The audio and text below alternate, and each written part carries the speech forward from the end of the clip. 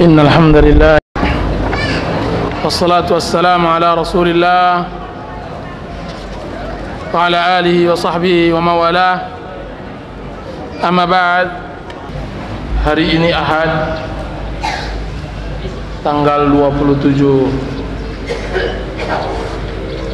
Oktober 28 Oktober 2007 bertepatan dengan bulan Syawal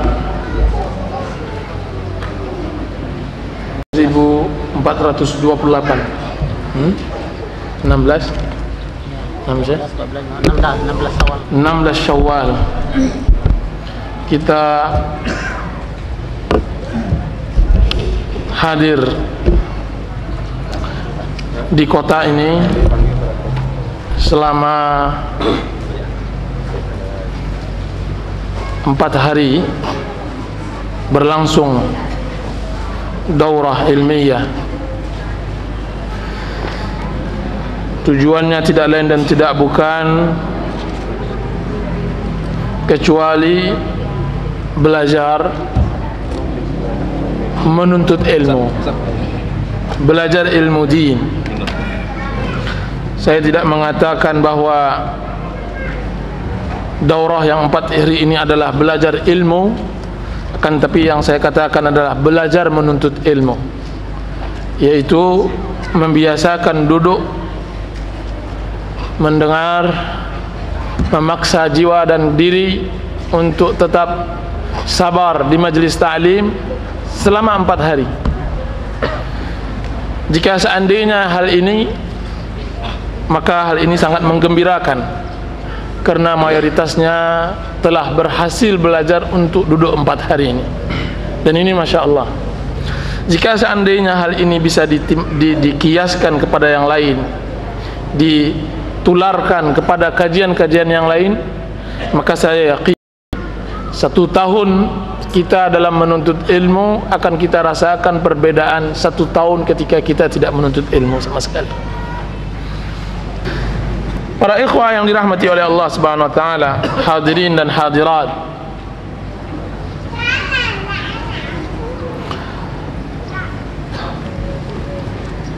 karena keterbatasan waktu, maka saya berinisiatif untuk mengambil makalah yang ketiga dari tulisan Ustadz kita Abdul Hakim bin Amir Abdad, yaitu Aqidah Salaf, Aqidah Ahlus Sunnati wal Jamaah, pada halaman 125 sampai akhir. Dan pembahasan ini adalah pembahasan yang sangat agung, sangat besar,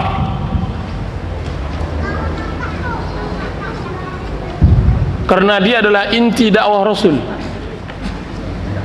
Dia adalah hakikat ilmu, yaitu ma'rifatullah wa ma'rifatu rasulih wa ma'rifatu dinihi bil adillah. Mengenal Allah, mengenal Rasulnya, dan mengenal agama Islam dengan dalil.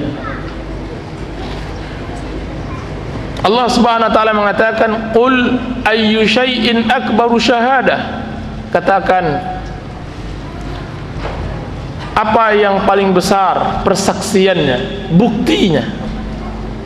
Qulillah, katakanlah Allah. Jika seandainya keberadaan matahari sulit kita ingkari pembuktian, sulit kita ingkari keberadaannya, maka keberadaan Allah, keagungan Allah, kedudukan Allah kita lebih sulit lagi, bahkan lebih besar.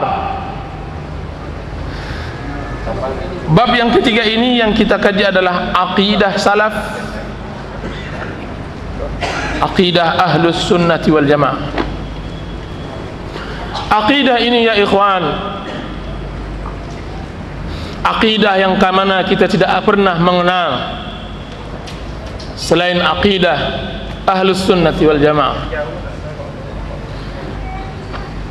Aqidah yang ditalqinkan oleh guru-guru kita, oleh ulama-ulama kita, oleh masyayikh kita untuk mengarungi kehidupan dunia ini. Sebelum kita mengenal din, sebelum kita mengenal agama, akidah ini telah mengalir di darah setiap sunni muslim, dan akidah inilah yang telah diajarkan oleh Rasulullah SAW kepada para sahabat. Dia adalah mutiara yang tidak terhargakan. Dia sesuatu yang sangat luar biasa.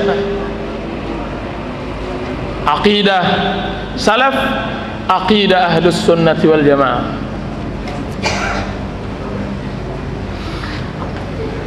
Aqidah ahlus sunnati wal jamaah, dari mana sumbernya? Dari mana sumbernya? Apakah kita dapatkan sumbernya dari sela-sela koran atau majalah, atau akidah ini kita dapatkan dari pengalaman hidup dan pengalaman spiritual yang mana kita ditimpakan oleh Allah Subhanahu wa taala sakit, kemudian akhirnya kita mendapatkan sebuah cara untuk beriman kepada Allah? Atau akidah ini kita dapatkan di sebuah gunung, berguru dengan seseorang yang tidak jelas, tidak dikenal namanya, tidak dikenal silsilahnya? Atau akidah ini kita peroleh dari tangan-tangan amanah, dari ulama-ulama yang mausuqin, yang terpercaya ilmu dan amalnya, yang tidak terputus. Dia bagaikan tali rantai emas dari zaman Rasulullah sallallahu alaihi wasallam sampai akhir zaman. Aqidah Ahlus Sunnah wal Jamaah adalah aqidah yang tidak bisa diingkari. Telah letih ulama-ulama kita untuk menjelaskannya, telah habis waktu mereka untuk mengumpulkannya, sehingga apa yang disebutkan oleh Imam Bukhari rahimahullahu ta'ala, atau apa yang dinukilkan oleh Abu Zur'atul Razi dan Abu Hatim Ar-Razi, maka mereka mengatakan, sungguh kami telah mengelilingi dunia dan kami telah bertemu ribuan ulama, dimulai dari Hijaz sampai Syam, sampai Iraq, sampai Yaman, sampai Khurasan, sampai Mar. Semuanya menetapkan akidah Ahlus Sunnati wal Jamaah. Akidah yang kita ditalqinkan oleh ulama-ulama kita, yang nantinya kita berharap kita akan mati di atasnya, dan kita juga akan mentalkinkannya kepada anak-anak dan cucu kita nantinya. Akidah ini adalah akidah yang benar-benar telah dipahami oleh Rasulullah SAW dan para sahabat.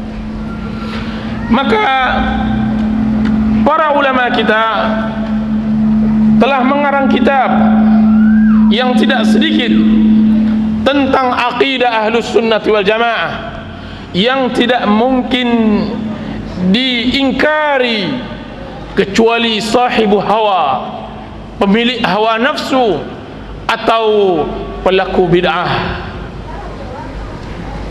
Di antara sumber akidah yang kita ambil akidah kita darinya, seperti karangan Kitabus Sunnah oleh Imam Ahmad bin Hanbal rahimahullahu ta'ala, yang beliau meninggal pada tahun 241 Hijrah. Kitab As-Sunnah karangan anaknya Abdullah ibn Al-Imam Ahmad menukilkan akidah ayahnya yang meninggal tahun 290 Hijriyah. Dan juga Kitabus Sunnah karangan Al-Khallal yang meninggal tahun 211, Kitabus Sunnah karangan Ibnu Abi Asim yang meninggal tahun 287 Hijrah, Kitabus Sunnah karangan Muhammad bin Nasr Al-Marwazi yang meninggal tahun 294, karangan Syarhus Sunnah karangan Imam Al-Barbahari yang meninggal tahun 329 Hijrah, Syarhus Sunnah karangan Imam Al-Baghawi meninggal tahun 436 Hijrah, karangan Asy-Syari'ah yang dikarang oleh Al-Ajurri yang meninggal tahun 360 Hijrah, karangan Aslus Sunnah wa I'tiqaduddin